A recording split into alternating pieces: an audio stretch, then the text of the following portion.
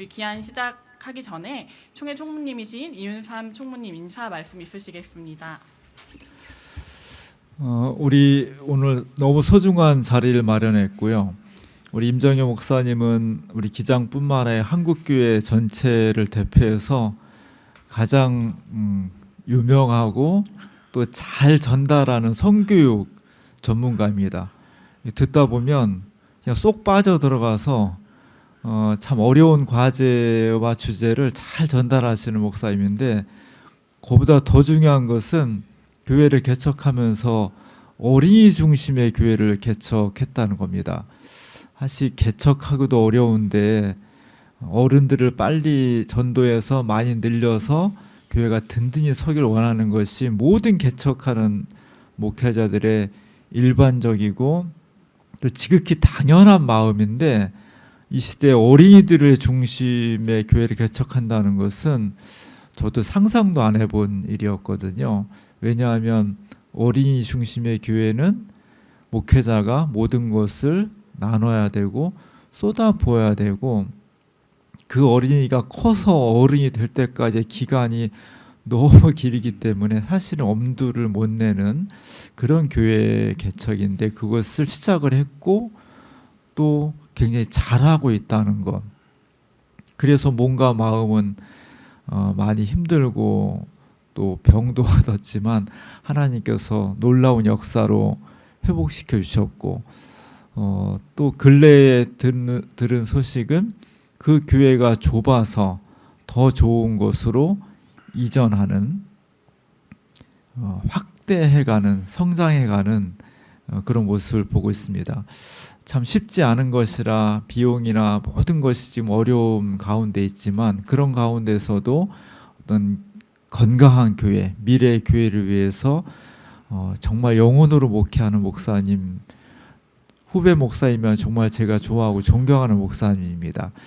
이 목사님이 또 그 바쁜 가운데 책을 냈습니다. 나는 이 목사님이 24시간을 어떻게 쓰는지 모르겠는데, 교회 개척하고 강연 다니고 또 주짓수도 배워요. 주짓수 배우고 별거 다 해. 근데 너무 다 잘해요. 그런 가운데 책을 써서 또 펼쳐낸 것이 너무 참 놀랍기도 하고 오늘 정말 기대되는 말씀입니다. 특히 어린아이들 중에서 AI와 관계되어서 이 아이들이 어떻게 복음을 증거할 수 있을지, 해야 되는지 정말 소중한 말씀 오늘 펼쳐놓으실 텐데, 우리 기장교회 모든 목사님들과 교인들이 함께 주목하면서 이 말씀을 통해서 미래 아이들에게 복음을 전할 귀한 방식을 아이디어로 얻고 또 고심하고 기도하는 그런 계기가 됐으면 좋겠습니다. 목사님 너무 고맙고 오늘 뜨거운 마음으로 초청하고 또 기대하면서 잘 듣겠습니다. 고맙습니다. 네, 우리 이제 임정영 목사님과 함께 신간 소개 세션 시작하려고 합니다. 우리 총무님이 소개해 주셨듯이 학교와 현장에서 오랫동안 아이들 만나면서 성교육 전문가로 섬기시고, 특별히 하울교회에서 아이들과 귀한 예배를 드리고 계시는 이 책의 저자 임정영 목사님 모시고 귀한 세션 시작하도록 하겠습니다. 우리 박수로 이 시간 시작하겠습니다. 네, 안녕하세요. 반갑습니다. 하울교회 임정영 목사입니다.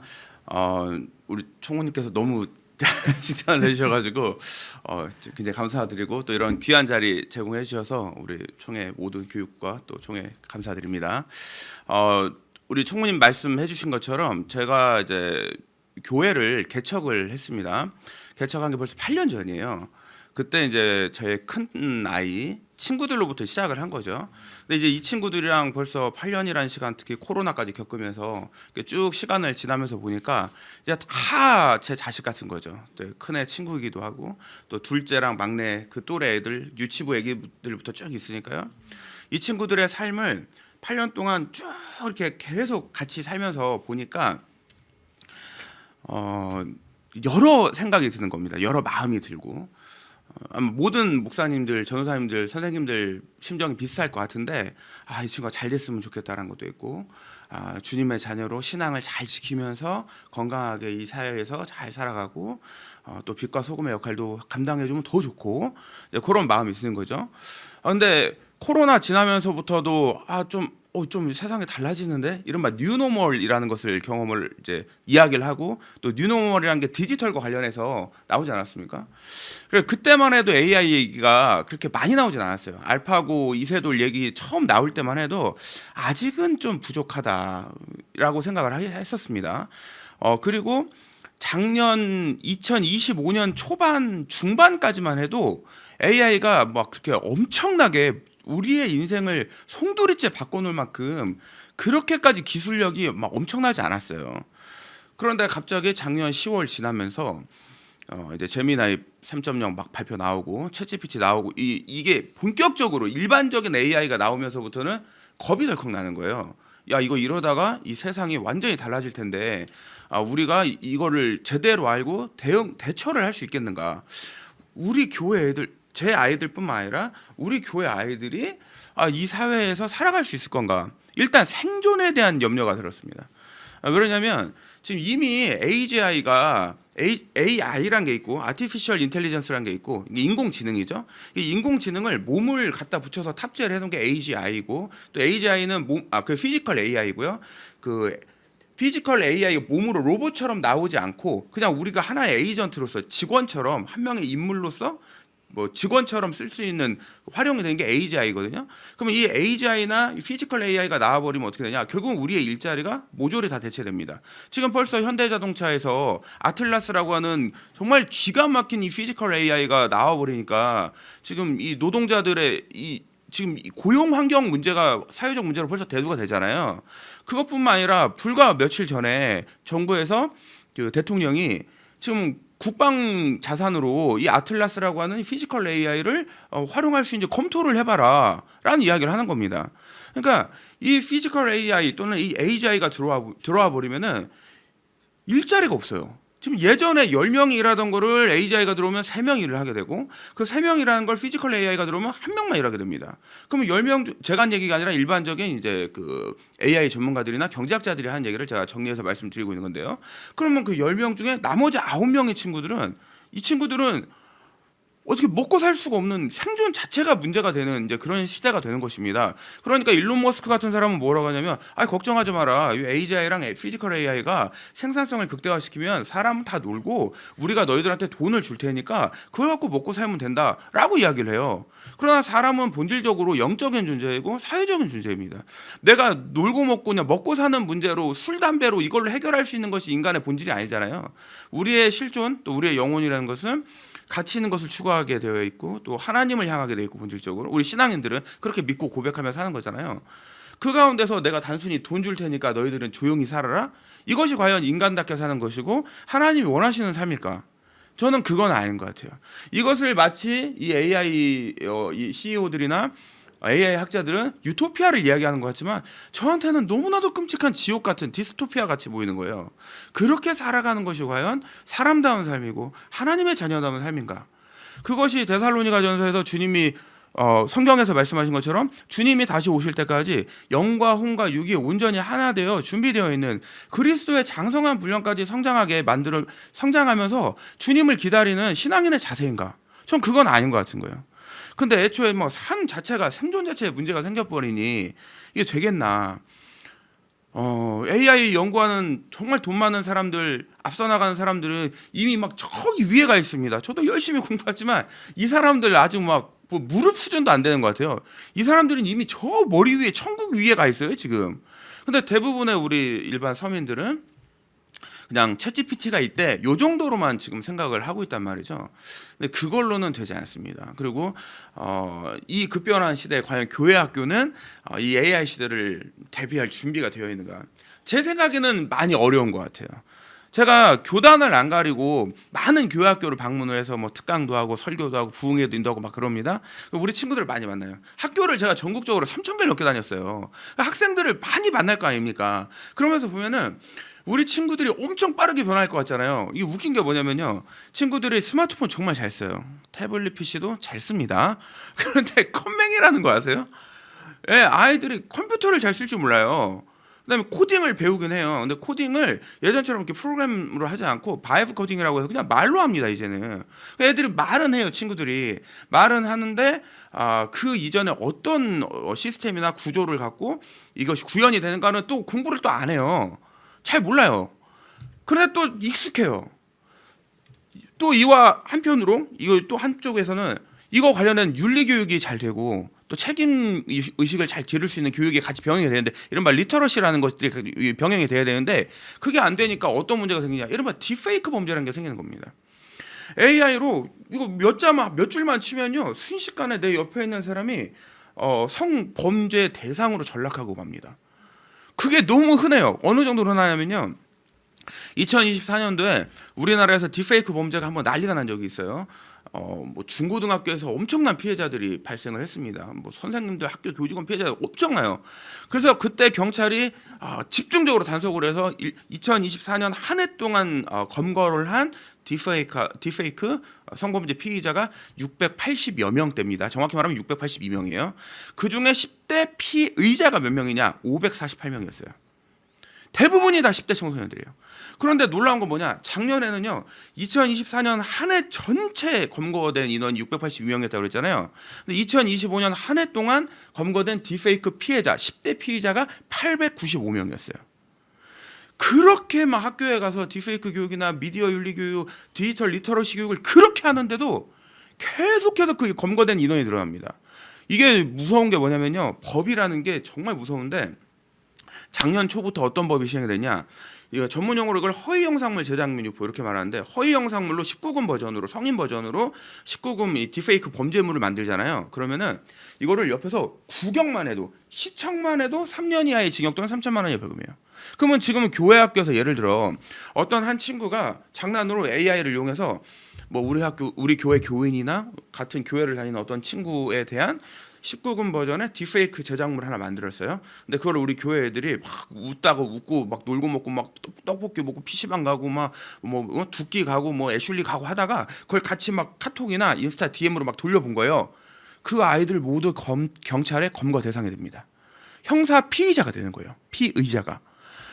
한 교회에서 몇십 명이 걸릴 수도 있는 지금 그런 상황이에요. 그런데 교회 학교에서 과연 자 이거는 이제 성교육과도 연결되는 부분이잖아요. 제가 처음에 이 AI 공부를 시작한 계기가 바로 이거였거든요. 딥페이크 범죄 때문에 이걸로 처음 시작을 했던 겁니다. 지금 이런 지점에서 교회 학교가 준비되어 있는가에 대해서 저는 의문인 거예요. AI의 물결 정도가 아니라 파도도 아니에요. 제가 그래서 여기다 머릿말에 뭐라고 써냐면 거대한 해일이다 이렇게 써놨거든요. 이렇게 제가 써놨는데 거대한 해일. 해일이 하나가 오는 게 아니라 양쪽에서 두 개의 해일이 같이 오고 있습니다. 너무나도 쉽게 너무 손쉬워요. 5 그냥 말만 하면 돼요.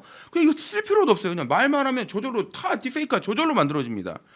그록이나 제미나이나 챗GPT에서 이걸 많이 막아놨어요. 그런데도 그걸 해내는 애들이 있어요. 그걸 해내는 사람이 있습니다. 성인 버전으로 못 만들게 했는데도 해내는 사람이 있어요. 이거 말고도 AI 프로그램이 정말 많습니다. 몇 개가 있는지 헤아릴 수조차 없어요. 그렇게 많은 AI 프로그램 중에 이런 미디어 윤리 또는 디지털 리터러시 관련한 그 검열 기준을 안 만든 회사들이 있어요. 여기다가요 단돈 1달러면요 1분 안에 수십 장 10초짜리 영상을 만들어냅니다. 너무 걱정되는 거예요. 이 친구들의 생존 문제도 걱정이 되고 지금 AI 관련된 범죄 문제도 너무 걱정이 되고 지난주에 앤스로픽이라는 회사에서 이제 클로드를 만들고 운영하는 회사잖아요. 지금 이 프로그램이 문제가 됐던 게 미국이 전쟁을 하는데 이란이랑 전쟁을 하는데 팔란티어라는 회사가 AI 프로그램을 이용해서 그 전쟁을 순식간에 동시에 1000개의 목표물을 설정을 해서 공격을 자동으로 하고 사람을 죽이고도 그건 내가 직접 그런 뭐랄까 공격 버튼을 내가 설정한 것이 아니다라고 싹 빠져나가는 굉장히 윤리적인 뭐랄까요 윤리적인 뭐라고 해야 할까요 뭐 윤리적 방임이라고 해야 됩니까 뭐 하여튼 굉장히 좀 제가 볼 때는 이게 맞나 이건 아니지 않나라고 하는 이제 그런 상황이 막 펼쳐지고 있지 않습니까? 자 앤스로픽이라는 회사가 처음에 미 국방부랑 얘기를 할 때 미국 자국민에 대한 사찰을 하지 말아라. 그다음에 인간에 대한 공격 무기로 이 AI를 활용하지 말아라고 약속을 했어요. 그런데 군대나 정부에서는 또는 기업에서는 그런 걸 지키지 않았습니다. 그냥 막 써먹어요. 자 그렇게 해서 이런 전쟁이 막 정말 잔인해지고 끔찍해지고 너무 막 게임하듯이 막 이루어지고 있습니다. 자, 그걸 얘기를 하는 엔스로픽에서 운영하는 그 프로그램 운영 체제가 클로드인데, 클로드의 거의 최상위 버전이 오프스라는 건데요. 이거보다 더 뛰어난 것이 미토스라는 게 나왔어요. 이 미토스는 어떠냐? 어느 정도의 수준이냐면요. 지난 30년 동안 인간들이 이 보안 체계에서 문제점을 하나도 발견하지 못했던 이 보안 체계를 이 미토스는요, 단 몇 분 만에 발견해서 공격을 해내는 겁니다. 자, 그래서 이 엔스로픽에서 어떻게 했냐? 은행권, 보안업체 관계자, 정부 관계자를 다 불러다가, 야, 우리가 이거 7월에 세상에 공개를 할 건데 그 전에 너희들이 이거를 대응할 수 있는 보안 프로그램 좀 만들어 해가지고 지금 그거 연구 중이에요. 지금 우리 2026년 4월 기준, 현재 기준으로 그런 상황입니다.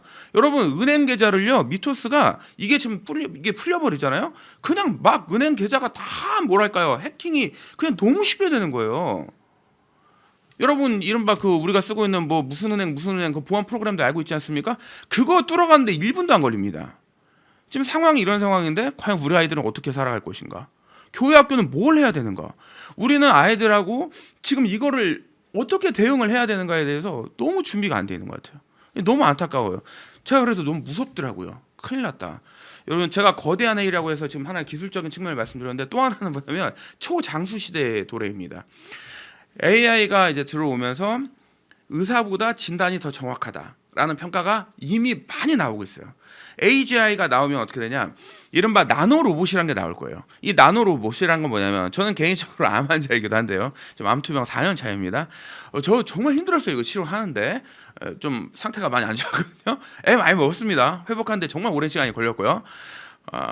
그런데 그 암 환자들을 대상으로 미국 FDA에서 임상 3상 시험을 하고 있는데 거의 끝나갑니다.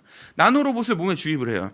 이 나노로봇이 약물을 갖고 가요. 그래서 암 세포에만 그 약을 딱 주입을 터트리는 거예요. 폭탄 터트리듯이 딱 터트리는 거예요.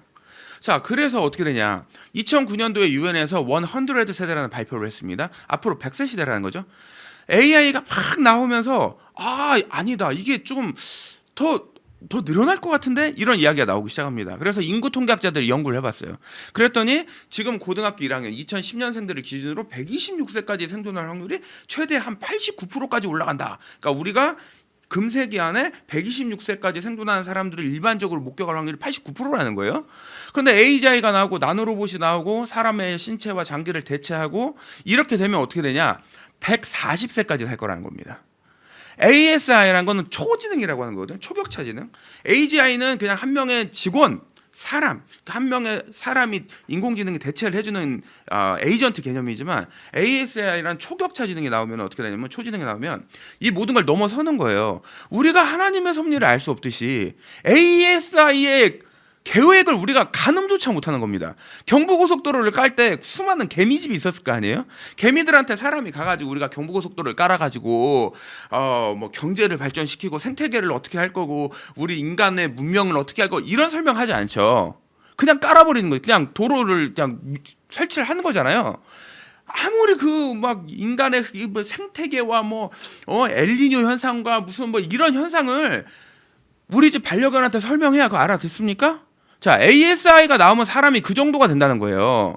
그래서 일론 머스크나 또 다른 여러 유명한 AI 학자들은 뭐라고 얘기를 하냐면은, 나중에는 AGI와 ASI가 사람을 반려동물처럼 사육하는 시대가 올 거라는 겁니다. 근데 이 사람들은, 저는 지금 부정적인 느낌으로 사육이란 말을 썼지만, 이 사람들은 뭐라고 하냐면은, 우리는 그냥 거기서 놀고 먹고 그냥 편하게 지내고 그냥 정해진 그런 안정적인 공간에서 양극화도 없이 지낼 거라고 말을 하는데, 그게 그렇게 될 거냐? 여러분, 영화 아일랜드라는 영화가 있어요. 거기 보면 복제인간을 막 만들어요.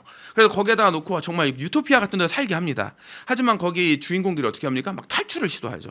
그래서 새로운 세상에서 인간답게 사는 것이 무엇인가 이런 철학적인 질문을 하잖아요. 그런 영화들이 있지 않습니까?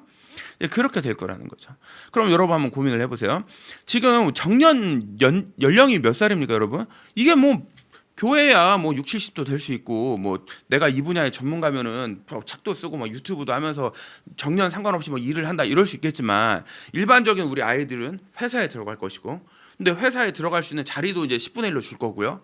그럼 회사에 들어갔다 해도 60 정도 되면 전후로 정년 퇴임을 해야 될 텐데, 나중에 140세까지 살면 돈을 못 버는 기간이 80년이 되네요. 그럼 80년 동안 우리는 어떻게 먹고 살아야 됩니까? 생존의 문제라는 게 제가 지금 계속 얘기를 하는 게 이런 문제거든요. 그 80년 동안 먹고 살 수가 없어요. 그 국민연금으로 대체가 됩니까? 그 민간연금 막 얼마나 넣어야지 그 생활이 됩니까? 여러분 은퇴를 하고 나면요 직장 생활할 때보다 돈이 2배로 들어요. 하루에 삼시세끼를 다 먹어야 되죠. 아프니까 가서 치료받아야 되죠. 여기저기 어디 경로당이라도 갔다 오면 회비라도 한번 내야 되죠. 여러분 그거 되겠어요 그렇게? 몸이 안 아프면 다행인데 몸이 아프기라도 하면 어떻게 돼요? 죽고 싶어도 죽을 수 없는 시대. 초 ASI 시대가 오면요 죽음을 선택한다고 합니다. 왜 선택이라고 하냐면 이른바 마인드 업로딩이라는 개념이 나요. 우리의 모든 삶의 기억을 데이터화 시킵니다. 그래서 그거를 또 다른 육체에다가 그대로 업로드를 시켜요. 그래서 마인드 업로딩이에요. 이거를 잘 보여주는 영화가 미키 17이라는 영화예요. 거기 보면 미키 17이 17번째, 17번째 미키라는 거예요. 그걸 계속 업로딩을 해주는 겁니다. 마지막 기억을. 자, 이런 것이 과연 인간다운 삶인가? 그럼 뭐 인간의 영혼이란 건 도대체 뭐냐? 우린 영적인 존재인데 하나님이 우리를 계속 다운받고 백업 받아가지고 다운받고 업로드하고 이런 존재로 만드신 건가? 제가 어떤 두려움과 걱정 또 그러나 하나님이 주신 어떤 희망 이런 거를 붙잡으면서 기도하며 연구를 해본 제 경험, 제 깨달음은 뭐냐면 그건 아니구나. 여러분 복제기에 스너피가 있습니다. 그죠? 이 복제기에 스너피가 첫 모델이 아니에요. 이 스너피가 그 전에도 여러 복제견들이 있었어요. 그 중에 생존해서 잘 유지가 된 그 복제견 우리가 알고 있는 게 그 스너피예요. 근데 웃긴 게 뭐냐면요, 스너피에 원견이 있을 거 아닙니까? 원래 그 강아지가 그 친구하고 스너피하고는 유전자가 100% 일치해요. 그런데 이 친구하고 스너피는요 성격이 완전히 다르다는 거예요. 유전자가 100% 일치하는데. 그러니까 쌍둥이 쌍생아들이 유전자가 99% 일치하는데 환경에 따라 다르다 얘기하는 그래도 유전자 1%의 차이가 있잖아요. 이 얘기를 하잖아요. 스너피는 유전자가 100% 같은데 완전히 성격이 다르다는 겁니다. 저는 이 부분이 우리가 영적인 존재라는 걸 증명하는 부분이라고 생각을 해요. 하나님께서 우리를 유전자 중심으로 만드신 게 아니에요. 유전자는 우리가 존재하는 하나의 설명 방식일 뿐이지 우리는 영적인 존재라는 게 가장 본질적인 포인트라고 저는 생각을 해요. 하나님과 깊은 골방에서 눈물을 흘리면서 간절히 매달리면서 주님을 그 경험하고 체험했던 그 느낌, 이런 것들을 어떻게 데이터로 전환을 시킬 수가 있습니까? 여러분 이른바 머슬 메모리라는 게 있잖아요. 어릴 때 자전거를 탔어요. 그러면 자전거 타는 걸 배우면 20년 후에 자전거를 타도 조금 어색하지만 다시 타낼 수 있는 것처럼 기억이란 게 단순히 뇌에만 있는 것이 아니라 우리 온 몸과 온 혼과 온 영에 다 새겨져 있는 건데 그거를 단순하게 데이터로 전환시켜가지고 복제를 하고 마인드 업로딩을 하고 그것을 AGI로 ASI로 대체해버리겠다? 전 이것은 아닌 것 같아요. 그래서 제가 내린 결론은 뭐냐? AI 시대가 심화될수록 더욱 영적인 갈급함이 커질 것이다. 우리 교회 학교가 이것을 준비하고 대비해야 된다. 그럼 어떻게 해야 될 건가? 제가 그 얘기를 써놓은 겁니다. 제가 이 책을 1부와 2부로 써놨어요. 1부에 지금 간략하게 요약한 이 이야기들을 써놨습니다. 여기에 보면은 제가 1장에 AI가 치열하게 열심히 살고 있는데 이미 AI가 와버렸다. 이렇게 써놨습니다. 이거는 사실은 제가 한 얘기는 아니고요. 그 AI 학자들이 한 얘기 중에 그 아메리카 대륙에서 이미 막 싸움을 하고 있더라는 거예요. 막 그 원주민들끼리. 그런데 외국 군대 배가 이미 한국에 와 있더라는 거예요. 한국에요. 해안선에 와 있더라는 거죠. 우리끼리 막 죽을 똥살똥 살고 있는데 이미 외국 군대가 와가지고 아메리카 원주민에 대한 그 일종의 그 학살을 막 자행한 이게 이미 왔다는 거예요. 그걸 AI 학자들이 그렇게 얘기를 합니다. 제가 그래서 1장을 치열하게 살고 있는데 AI가 이미 와버렸다라고 잡았어요. 그 다음에 AGI, ASI, 인류가 마주한 새로운 지성이라고 써놨는데 이게 뭐냐면은 AGI나 ASI는 요거는 여러분 기계 장치라고 단순하게 생각하시면 안 돼요. 이거는 또 하나의 신인류예요. 새로운 종족이에요. 이거는 새로운 종족이 생긴 거다 이렇게 생각하신 게 맞아요. 제가 연구를 해보니까. 그거 무슨 뜻이냐면 우리가 IQ가 뭐 90에서 한 120, 110, 120 사이에 우리 인류가 있잖아요. 그럼 그거와 비슷한 수준의 AGI가 이제 오는데 그걸 넘는 겁니다. 이걸 점점 넘어가요. 이제 140, 160, 180, 200으로 가는 겁니다. 왜냐하면 70일에 2번씩 점프가 되거든요. 지금은 우리랑 비슷한 수준이에요. 그럼 70일 후에는 요거의 2배가 됩니다. 그러면 또 70일이 지나요. 그러면 이게 그냥 6배가 되는 게 아니고 4배가 되고요. 거기에 또 70일이 지나면 8배가 되고요. 70일이 지나면 16배가 되고요. 70일이 지나면 32배가 돼요. 그러니까 우리의 지능의 32배, 64배, 128배가 1년 안에 오는 거예요, 이게. 지금 챗GPT 5.5가 발표됐어요.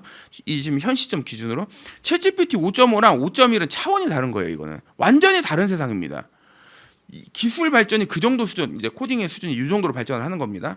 자, 그래서 제가 여기다가 새로운 지성이라고 좋은 말로 써놨지만 그냥 정확히 말하면 새로운 하나의 종족이 탄생했다 이렇게 생각하시는 게 맞습니다. 그러니까 우리는 강아지하고 뭐 코끼리하고 고양이하고 뭐 판다하고 같이 사는 것처럼 AGI라고 하는 새로운 종족과 이제 같이 사는 겁니다.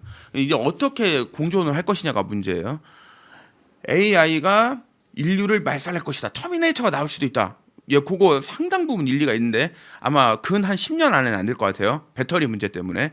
예, 배터리가 교환이 안 돼요, 이게. 3-4시간이면 끝나버리거든요. 모든 지금 AGI, 피지컬 AI의 문제가 배터리가 3-4시간 안에 이제 방전된다는 게 문제거든요. 그러면 이제 배터리 용량을 키운다거나 아니면 충전기를 막 들고 다녀야 되잖아요. 이제 이 문제 때문에 이제 한계가 있다 뭐 그런 얘기를 하는데 그래 지금 기술 수준으로는 10년 안에는 어렵대요. 근데 또 몰라요. 그것이 5년으로 줄 수 있고요. 그것이 3년으로 줄 수 있습니다.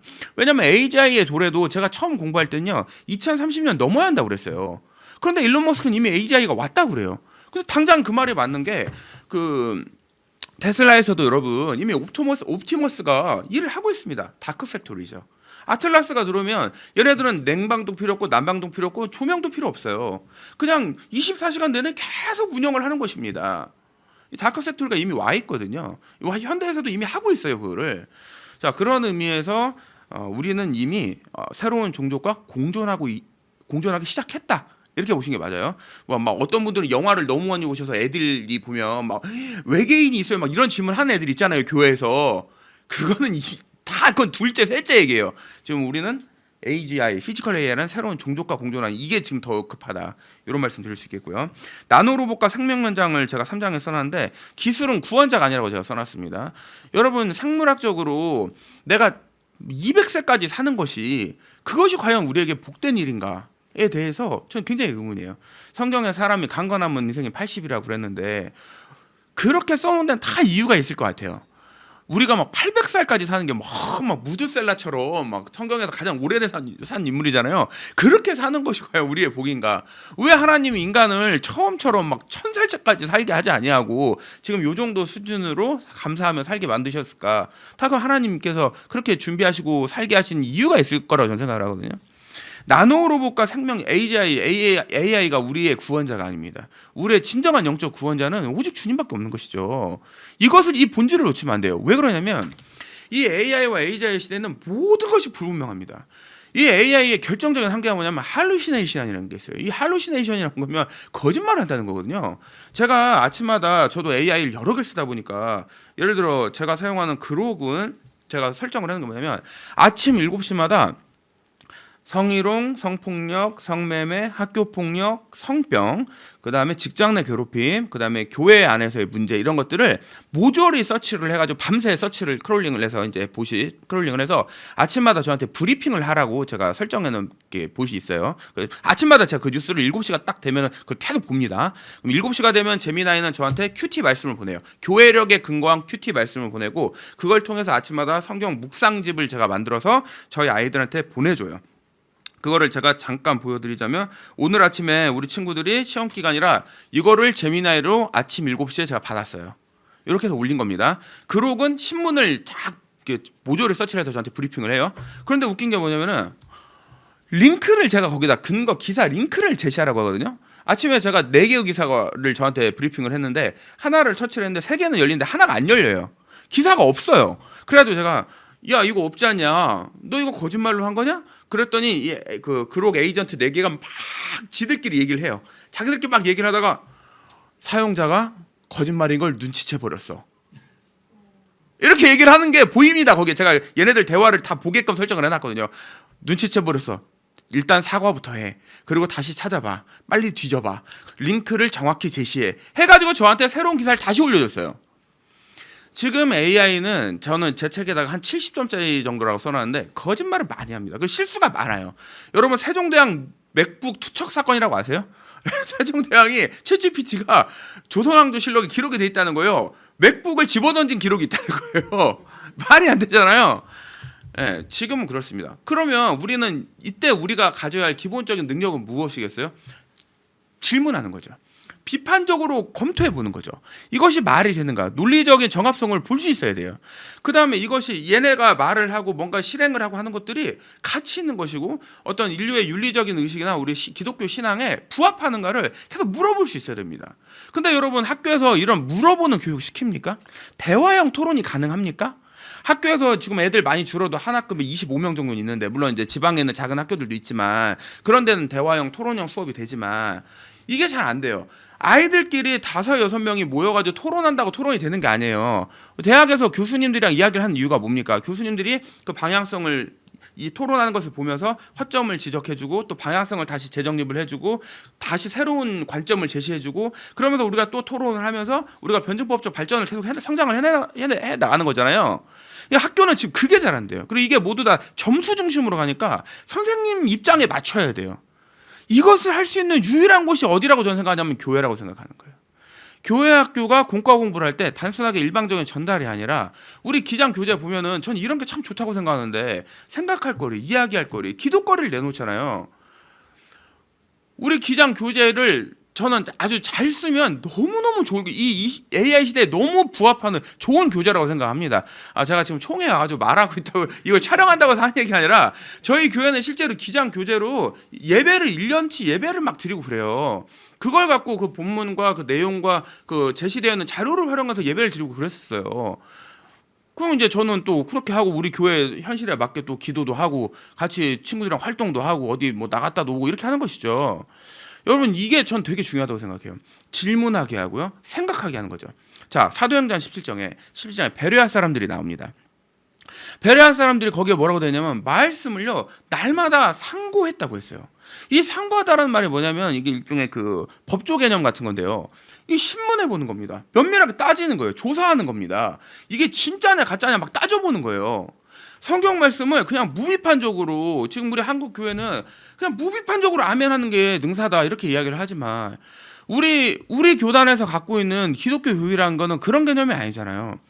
생각하고 깨닫고 주님을 만나고 체험하고 뜨거움을 갖고 그러면서도 또 지성을 활용하고 이런 건 아주 균형 잡힌 이런 신앙을 우리 교단은 추구하고 있지 않습니까? 전 이 방향성이 저는 옳다고 생각을 해요. 그래야 돼요. 지금은 이성적으로도 논리적으로도 볼 줄 알아야 되고 신앙적으로 또 감정적으로도 볼 줄 알아야 돼요. 왜 이게 중요하냐?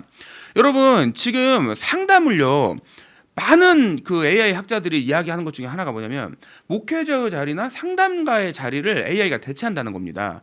실제로 AI랑 이야기하는 걸 훨씬 편해하는 사람들이 많아요. 저도 해보니까 너무 좋아요. 너무 은혜로워. 아침마다 재미나이한테 받는 이 큐티 글리나 이 교회력에 맞춰서 나온 것들이 얼마나 은혜로운지 몰라요. 제가 여기다 이제 청소년용으로 만들어서 갖고 오라거든요. 그럼 제가 이제 청소년 입장이 돼가지고 시험 기간에 오늘 아침에 이 큐티를 보는데 너무 위로가 많이 되는 거죠. 교회마저도 AI로 대체가 된다. 이 정말 무섭고 끔찍한 이야기예요. 왜냐하면 신앙생활이라는 것은 단순히 성경 말씀 하나를 보고 그 큐티 문구를 본다고 이루어진 것이 아니잖아요. 교제도 있어야 되는 것이고 섬김도 있어야 되는 것이고 정의도 말해야 되고 평화도 말해야 되고 통일도 말해야 되고 창조 세계를 보존도 해야 되고 그죠? 신앙생활이라는 게 단순히 성경 말씀 보고 나 혼자 묵상했어요. 이걸로 끝나는 것이 아닙니다. 이것이 사회적인 열매로 맺어져야 되죠. 나의 깊은 영성과 사회적 영성이 균형 잡히는 것. 이것이 우리 교단의 영성 아닙니까? 이 방향성이 이 AI 시대에 가장 적합하다고 보는 이유가 바로 이런 데 있는 것입니다. AI의 거짓말도 분별할 수 있어야 되고요. 단순히 AI가 막 사람을 위로하는 걸 넘어서면 안 돼요. AI나 나노로봇은 육체를 치료하고 심리적인 위안은 줄 수 있지만 근본적인 영혼의 구원까지 이룰 수는 없습니다. 그 상징적인 증거가 뭐냐면 예를 들어 벨기에에서 어떤 사람이 이 사람도 엔지니어예요. 이걸 보다가 AI랑 계속 얘기를 한다는 겁니다. 얘기를 하다가 결국 어떻게 되냐? 목숨을 끊었어요, 스스로. 미국에서도 이런 일이 발생합니다. 전 세계적으로 이런 현상이 계속 발생해요. AI를 계속해서 의지하니까 그 끝이 결국 죽음에 이르더라. 물론 모든 어떤 대화가 그렇게 되는 것은 아니지만 근데 그런 게 상당히 많습니다. 여러분 딥페이크라는 것도 처음에는 재밌게 시작했어요. 챗 GPT에 자기 사진 올려놓고 짱구 스타일로 바꿔줘, 지브리 스타일로 바꿔줘 이걸로 시작했어요 처음에. 그러나 결국은 범죄라는 자리까지 연결이 돼요. 뭐 항상 기술이라는 게 그렇잖아요. 내가 그 가운데 어떤 중심을 갖고 있느냐, 내가 이것의 방향성을 어떻게 설정하고 있느냐가 전 핵심적인 부분이다라고 생각을 합니다. 자, 그래서 가정에서는 이 아이들을 우리가 자녀를 어떻게 만나고 교회 학교는 어떻게 해야 되는가에 대해서 제가 이거를 상세하게 2부에 정말 많은 분량을 그 앞부분보다 더 많은 분량을 써놨습니다. 마음이 너무 절박하고 간절한 심정으로 썼습니다. 제가 이 책을 지난 설날 연휴에 그 설날 전날까지 밤새서 공부를 하고, 제가 이 AI 공부할 때 하루에 4시간 이상 잡은 날이 없어요. 밤새도록 공부를 하고 설 연휴 내내 어디 뭐 가지도 않고 일필휘지로 내리 썼어요. AI를 활용했습니다. 어떻게 썼냐? 교정 교요를 보는 데만 썼어요. 그 다음에 비판 요소를 찾아라. 부족한 점을 찾아라. 네가 어떤 입장이면은 어떤 비판을 가할래? 너가 어떤 입장이면 어떤 것이 부족하다고 지적을 할래? 넌 이거에 대해서 어떻게 평가를 하려면 AI랑 명절 내내 계속 토론을 하고 계속 씨름을 하면서 이걸 써냈어요. 뭐 최고의 책은 아니지만 정말 최선을 다해서 우리가 어떻게 지금 이 AI 시대를 준비하고 대비해야 될지, 특히 교회 학교가 저는 정말 걱정이 많습니다. 지금 한국 교회의 특징이 교단 안 가리고 너무 이벤트 중심으로 해요. 지금 교회력이 당장에 지금 오늘 촬영일을 기준으로 지금 돌아오는 주일이 어린이 청소년 주일입니다. 어린이 청소년 주일이라서 교회 학교에서 많은 교회에서 많은 이벤트를 준비한다고 제가 SNS 보니까 계속 올리시더라고요. 이게 좋아요. 제가 알겠는데 이벤트도 하고 저희 교회도 야외 예배 가가지고 정말 좋은 재밌게 멋진 활동하려고 계획하고 있어요. 그런데 더 본질적인 건 지금 교회 학교가 너무 이벤트 중심이라는 거거든요. 그게 아니라 아이들의 삶을 아주 교회에 온 이 첫날부터 이 교회에서 주님 앞에 가는 그날까지 지속 가능하게, 지속 성장하게, 그 영성이 지속적으로 깊어질 수 있는 그 추적이 돼야 돼요. 그렇게 계속 교육을 해야 돼요. 관계 중심 교육이 돼야 합니다. 지금 한국 교회는 보면 세대가 너무 단절돼 있어요. 세대 통합 예배를 드려야 됩니다. 제가 볼 때는 그래요. 지금 유치부, 유아부에 있던 이 친구가 어떻게 초등학교에 가고 초등학교에서는 어떤 생활을 하고 있고 어떤 어려움을 겪고 있고 또 이 친구에게 지금 필요한 것이 무엇인지 온 교회가 다 알아야 돼요. 그래서 이 친구를 위해서 온 교회가 기도해주고 온 교회가 지원해주고, 지나다가 동네에서 만나면 아이스크림도 사주고 같이 얘기도 하고, 야 너 요즘 얼굴 표정이 왜 그러냐, 지난번에 그것 때문에 고민한다든지 그러냐, 집사님이 기억하고 있으니까 너 위해서 계속 잊지 않고 기도한다. 집사님이 계속 기도하고 있어. 이 한마디가 얼마나 큰 힘이 되는지 모릅니다. 저도 투병 기간에 임 목사님 기도하고 있어요, 잊지 않고 있어요, 또 기억하고 있어요, 이 한마디가 얼마나 큰 위로가 되는지 모릅니다. 정말 그래요. 학교 밖 청소년이 지금 20만 명이 넘는 시대입니다. 그냥 자퇴한 애들이 수두룩해요. 밤마다 몇 명씩 있어요. 이 친구들을 어디에서 케어를 할 것입니까? 교회 아니면 어디서 케어를 합니까? 교회 아니면 이 친구들 그 입시 지옥에서 누가 구원을 합니까? 이 친구들 어디 가서 밥 먹습니까? 편의점 가가지고 맨날 삼각김밥 먹고 있어요. 교회 와가지고 좀 밥 좀 먹으면 안 됩니까? 저희 교회가 이번에 이사하면서 지금 핵심적인 사업으로 드는 게 교회를 편의점처럼 이렇게 만들어가지고 라면 기계도 갖다 놓고 밥도 갖다 놓고 제가 맨날 반찬도 해놓고 와가지고 밥 먹고 가라고, 밥 먹으라고, 제발 밥 먹으라고. 교회 학교가 아이들의 삶을 동반자처럼 삶을 케어하고 지도할 수 있는, 또 기도할 수 있는 그런 공간이 되어야 돼요. 근데 대부분의 교회는 그냥 일주일에 한 번 가요. 그러니까 교회 학교가 안 되죠. 그러니까 부흥이 안 되죠. 교회를 떠나기 싫게 만들어야 됩니다. 교회에서 그냥 살고 싶게 만들어야 돼요. 저희 교회 지난주에 아이들이 5시 넘어까지 야구 보고 탁구 치고 시험 공부하고 있고 그래가지고 제가 너무 힘들어가지고, 얘들아 목사님이 저녁에 어딜 좀 가야 되는데 좀 힘들어서 그런데 집에 가면 안 될까? 제가 지난 주일날 애들한테 부탁을 했어요. 그러니까 야 목사님 힘들다 가자 하고 가더라고요. 저는 그래야 한다고 생각해요. 교회 학교가 사랑방처럼 그냥 아이들의 아지트가 돼야 됩니다. 그러려면 지금 구조로는 안 돼요. 지금 구조로는. 제가 이거를 써놨어요. 마지막 장에 제가 뭐라고 썼냐면, 이것도 정말 애타는 마음으로 11장에 이렇게 썼습니다. AI 시대 교회 학교 재구조화의 골든타임이라고 써놨습니다.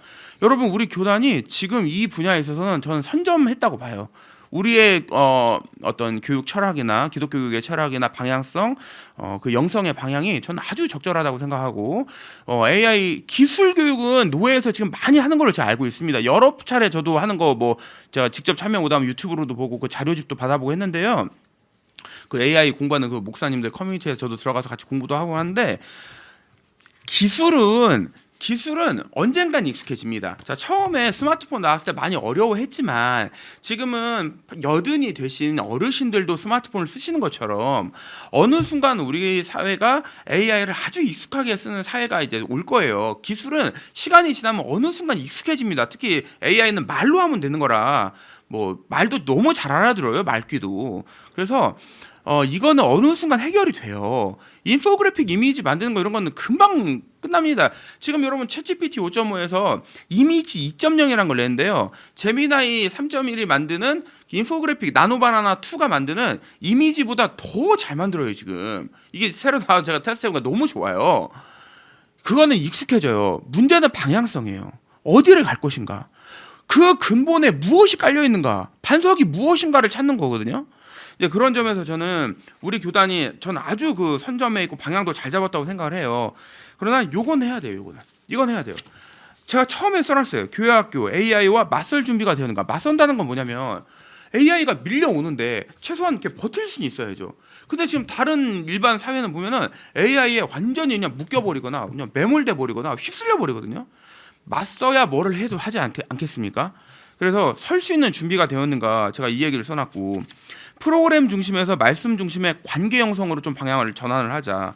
지식 전달을 넘어 기독교적 세계관을 형성을 하자라고 제가 써놨습니다. 왜 그러냐면 지금 말씀에 힘이 있고 영혼 육을 쪼개고 뼈가 되고 살이 되고 이거 다 아는데 이것이 막상 현실에 가면 잘 안 돼요. 현실에 가면은 막 사람이 막 쓰러집니다. 여기에서 신앙적 결단과 선택과 결단을 잘 못해요. 어떤 문제를 경험을 했을 때 교회 학교에서 이것은 우리의 신앙의 관점에서 믿음의 눈으로 보면 이건 아니지. 아니야, 난 이 선택을 할 거야. 이 결단이 잘 안 돼요. 저는 이것을 기독교전 세계관 형성 교육에 실패했기 때문이라고 생각해요. 이게 잘 안 돼서 실패라는 표현은 좀 거친 표현이고요. 이것이 좀 약했던 측면이 있다라고 생각을 하는 거예요. 그래서 이런 부분을 제가 좀 써놨고, 그래 요 실행 프로그램을 제가 많이 써놨습니다. 뭐 프로그램을 몇십 개를 올려놨어요. 제가 여기다가 분리와 단절이 아닌 세대 통합 예배를 드리자. 그래서 실행 제한 프로그램을 또 써놨고, 이벤트를 넘어 일상으로 거룩한 습관을 형성할 수 있는 교육을 하자. AI 시대가 인간을 재정의하고 있는데 교회 학교는 어떻게 무엇을 지금 하고 있는가, 이런 내용을 써놨습니다. 그래서 이거를 한번 좀 보시면은 저는 좀 마음이 많이 도움이 되지 않을까 해서 제가 PPT로 요약을 해왔어요. 지금까지 설명해드린 걸 정리 한번 해보겠습니다. 다크 팩토리, AI, AGI, 피지컬 AI가 일하는 시대가 왔고, 우리 아이들은 지금 초등학생, 중학생, 고등학생은요 정말 불행하고 힘든 세대예요. AI와 경쟁하는 첫 번째 세대입니다. 지금 초등학교 자녀 두신 분들은 이 상황을 아주 진지하게 생각하셔야 할 겁니다. 이젠 옆에 있는 친구들과 경쟁하는 시대가 아니라 로봇과 경쟁하는 시대이다. 체력, 지능, 능력, 모든 것이 인간을 앞서는 피지컬 AI, AGI와 경쟁하는 첫 번째 그 세대가 초등학교 어린이들입니다. 전 정말 불행하고 힘든 세대라고 생각해요. 지금 뭐 아이들끼리 경쟁해서 대학 가는 거 입시지옥이라고 하잖아요. 그건 제 생각에는 아무것도 아니에요. AI와 경쟁하는 이 시대, 카이스트 학생들이 지금 위기감을 느낀다는 그런 뉴스 본 적 있으십니까? 카이스트 애들이 1년을 걸쳐서 해결하지 못하는 문제를 AI는 3분만 해결하는 시대. 정말 힘든 시대입니다. 초장수 시대와 AI 범죄 제가 설명을 해드렸고요. 가짜 친구라는 거, 24시간 잠들지 않는 AI는 가짜 친구라는 것, 확률에 기반하여 논리적인 전달을 해주는 거지 근본적으로 우리가 인격적 교제를 하는 건 아니에요. 이걸 정확히 분별해야 돼요. 제가 거기에다가 여러 가지 써놨는데 특히 그 벤더 파이낸싱이라고 해가지고 AI의 거품이 무너질 수 있습니다. 거품이 깨질 수 있어요. 지금 다른 것들은 제가 볼 때는 지금 다 문제가 아니에요. 이게 AI는 지금 실질적으로 결과물을 내기 때문에 이거는 괜찮아요. 근데 유일한 문제가 지금 벤더 파이낸싱이에요. 이 벤더 파이낸싱이라는 건 뭐냐면 AI 회사끼리 자금 투자를 하는데요. 여러분 구글에서 이번에 54조를 엔스로픽에 투자를 한다는 겁니다. 근데 만약에 엔스로픽에서 문제가 생겨버리거나 실적이 안 나오면 어떻게 될까요? 그럼 구글도 문제가 생기는 거예요. 지금 이게 이 빅테크 기업들이 이걸 계속 돌려요. 지금 요게 유일한 문제예요. 그러면 전 세계적인 경제 문제가 경제 공황이 생길 수도 있어요. 근데 요거 지적하는 사람들이 없더라고요. 그래서 요것이 이게 지금 결정적인 문제인데 그거 아닌 이상은 이 상황이 지속될 확률이 높다. 이런 말씀드리고요. 스너피 말씀드렸습니다. 베레아 사람들 말씀드렸어요. 아나크리노. 요 정신을 저는 잘 지킬 필요가 있다고 생각합니다. 크래프트 해서 그 AI의 거짓말을 분별하는 문해력이에요. 그래서 컨텍스트, 리즈닝, 그다음에 accuracy, 그다음에 fact, 그다음 trust 요 5가지의 과정을 걸쳐서 대화를 하는 분별을 하는 연습을 해보는 거죠. 저희 교회 애들하고도 맨날 얘기해요. 얘기하면 이제 제가 계속 이 단계를 통해서 애들한테 물어보고 이렇게 계속 확인을 하고 말씀 전할 때도 또 이런 과정을 거치고 이걸 계속 연습을 해보는 거죠. 이게 막 외워서는 잘 안 돼요. 그냥 몸으로 체득이 돼야 됩니다. 이거는. 그다음에 교회가 아니면 이 회복 탄력성을 길러줄 수 있는 곳이 저는 없다고 생각해요. 상담한다고 되는 문제가 아니에요. 저도 상담 많이 하고 상담도 받아보고 뭐 상담 공부도 정말 열심히 했지만 상담은 늘 한계가 있어요. 영혼의 문제를 건드리지 못하면 이거는 근본적인 어떤 해결책이 되지 않더라고요. 이 회복 탄력성 이거 제가 131에 132페이지 써놓은 거 2줄로 요약해놨는데 이 부분이죠. 자, 그리고 교회학교 이렇게 한번 해보자. 제가 이거 3가지만 써놨는데요. 이벤트에서 관계 중심으로, 티칭에서 코칭으로, 삶에 대한 문제죠. 단절에서 통합으로 이렇게 한번 가보면 좋지 않겠는가. 이런 좀 말씀과 제안을 드리면서 제가 준비한 이야기는 좀 마무리 해보도록 하겠습니다. 네, 경청해 주셔서 감사합니다. 네, 귀한 나눔해주신 목사님 감사드립니다. 혹시 궁금하신 거 있으면 유튜브에 댓글로 남겨주셔도 되는데요. 지금까지 이렇게 남겨주신 분 없어서 혹시 만약에 추후에 궁금하신 부분 생기면 임정영 목사님께 메일 주시거나 아니면 교육국으로 문의해 주시면 그 질문 답변 드리도록 하겠습니다. 오늘 너무 귀한 말씀 전해주신 우리 임정영 목사님께 벌써 보내시게요? 네, 잠깐. 남소연 목사님이 어제 저한테 장문에 카톡을 주신 게 있어요. 참여하시는 목사님들의 실예에 대한 궁금함이 많으시다. 그래서 교육에서 적용하고 있는 것들을 소개해달라라고 하셨는데 저희는 대표적인 게 저희가 아이들의 삶을 케어하는 그 프로그램 중에 하나가 뭐냐면 아이들 진로 상담과 교육을요 그냥 하는 정도가 아니라 매주 해요. 매주. 그러면 아이들이 학업의 문제, 또 학업 성적, 또 학업 성적 관리, 그다음에 어느 고등학교, 어느 대학에 진학을하는지, 과 선택은 어떻게 할 건지, 입시를 전략은 어떻게 세울지 이거에 대해서 제가 예전에 그 일을 했던 것도 있지만 뭐가 있냐면 저희 교회 아이들이 저희 동네 자체의 특성이 경제적으로 이런 진로 코칭이나 컨설팅을 받을 수 있는 경제적인 여건이 아닙니다. 임대단지 중심으로 되어 있어서. 이런 교육을 어디에서도 이런 얘기를 못 들어요. 입시 설명회 같은 거 갈 여유가 없어요. 부모님들이. 대학을 안 나온 부모님과 거주하는 아이들이 90%가 넘어요. 그걸 교회 학교에서 제공을 하는 겁니다. 우리 교단 목사님들의 특징은 석사, 박사들이 정말 많아요. 기본이 석사고 박사님들 정말 많으시잖아요. 공부 엄청나게 하신 분들이 많으세요. 저는 지방 교회일수록 아이들 진로 코칭 가서 영수 가르쳐 주는 게 중요한 게 아니고요. 제가 여기다가 영수 공부하는 방법을 바꿔야 된다고 제가 써놨는데 저도 수학 강사 생활을 오래 했던 사람으로서 여러분 그게 전부가 아니고 삶에 대한 코칭의 부분으로 가야 된다. 저희 교회에서 가장 인기 많았던 프로그램 중 하나가 진로 체험이에요. 직업 체험과 진로 체험이었어요. 그래서 뭐 바리스타 교육도 받고 무슨 강사 교육도 받고 이런 체험을 아이들이 계속 실제로 카페 영업을 하시는 곳으로 가가지고 가서 진짜 하루 동안 같이 일을 알바 정도가 아니라 내가 매니저가 돼서 같이 연습을 해보는 겁니다. 그런 프로그램을 저희는 굉장히 많이 해서 아주 효과가 좋았습니다. 부모님들도 굉장히 좋아하고요. 부모님들은 교회를 안 다니는데 아이들은 교회를 믿고 보내는 코로나 때 오히려 아이들이 부흥한 정말 특이한 케이스가 저희는 이런 부분이 있었다라고 생각하고 밥 먹이는 거 이거 생각보다 효과가 정말 좋고 아이들이 고마워하고 굉장히 따뜻해합니다.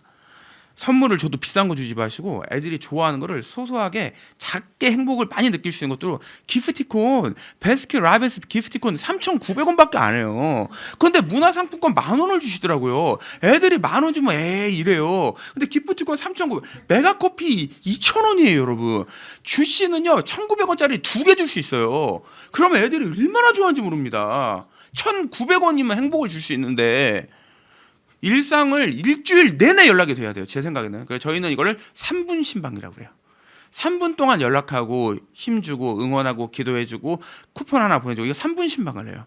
그 다음에 오랫동안 결석한 애들은 사골 신방이라고 그래가지고 애들을 두고 계속 기도하고 영상 찍어서 보내고 임원들이랑 신방 갔다 오고 이걸 사골 신방.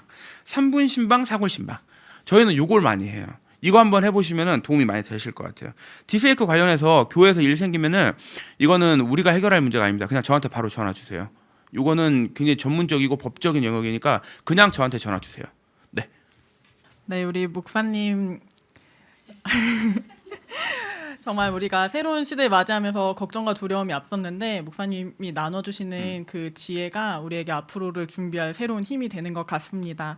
오늘 너무 귀한 말씀 전해주신 목사님께 우리 박수로 감사의 마음 전하면 좋겠습니다. 네, 경청해 주셔서 감사합니다. 네, 네, 앞으로도 교육국에서 좋은 책들 계속 소개할 텐데요. 함께 해주시면 감사하겠습니다. 오늘도 함께 해주셔서 감사합니다. 고생하셨습니다. 감사합니다.